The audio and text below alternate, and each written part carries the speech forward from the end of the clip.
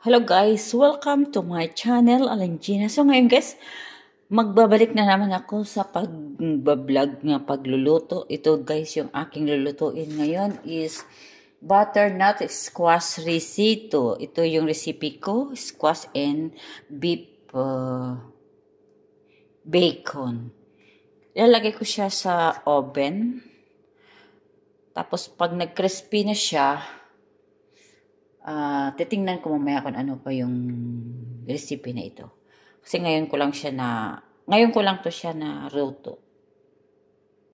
Ilalagay ko na so ngayon guys, ilalagay ko na sa oven. Ayan, ipapasok ko na siya. Yung timer ko lang siya guys ng 16 minutes. So ngayon guys, ilalagay ko na yung onion sa aking kawali. Dandanan natin yung apoy kasi baka masunog ang ating onion. Gisa ko lang siya. Yan. Wala akong ano eh. Sorry. Yan, nagigisa lang natin to siya guys.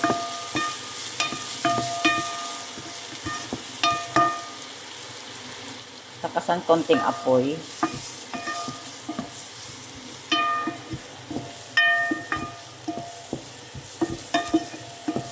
Kaya lang siya natin maluto yung onion natin. Nilagay ko na pala guys yung garlic. Hindi ko na sabi. Ayan na siya ang garlic. Tapos guys, ilagay ko na rin yung risotto rice. Ayan siya. Risotto rice. Igisa ko lang siya.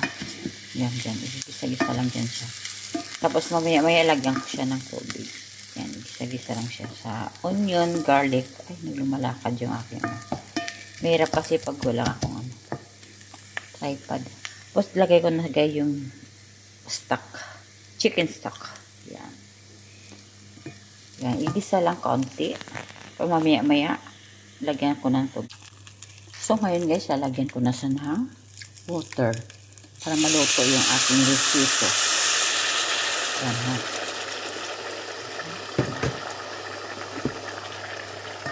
Pantayin nyo lang yung tubig para maluto yung bigas. Okay. Yan. Kulo-kulo na siya. So guys, ito na yung aking rice na risotto.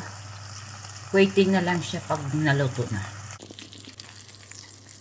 So guys, nilagay ko yung butter. Kasi ilagay ko yung sig para mag-crispy siya. Pa-fried ko siya sa butter. Like, ano naman siya. Yan. Pa-fried ko siya sa butter.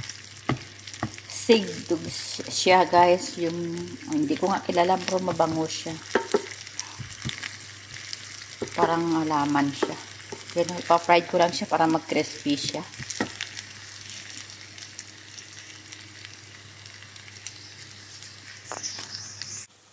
So guys, luto na yung squash ko at saka yung bacon beef ko. Ayan yung parmesan cheese. And ito yung hinpreto ko nga butter. Sa butter yung sig. Ayun yung crispy na siya at saka lemon. And this one. Ito guys, pang garnish ko lang ito mamaya. Dito sa rice ko. Titingnan nyo mamaya. So guys, ito rin yung preparation ko. Ilagay ko yung squash dito. Yan ganon. Tapos lagyan mo ng bacon. Ganyan. Tapos lagyan mo siya ng nuts sa taas. Yan, ganyan. Tapos lagyan mo siya ng seed. Ganyan. Tapos lagyan mo siya ng parmesan cheese. Ayan na siya. Ganyan lang siya. Tapos kung gusto mo pigaan mo siya ng lemon. Ayan, ganun lang ang preparation sa pagkain na yan. Ito lang kakainin ng aming amo. So guys, nandito na lang ang aking vlog matatapos. Maraming salamat sa pagpanood ng aking video. Sana magustuhan yung aking video. Bye! See you in my next vlog. Thank you so much. The finished product guys. Ayan na siya. Tanyo na. Ganda na. Sarap. Nagugutom ako. Kumain nga ako eh. Thank you.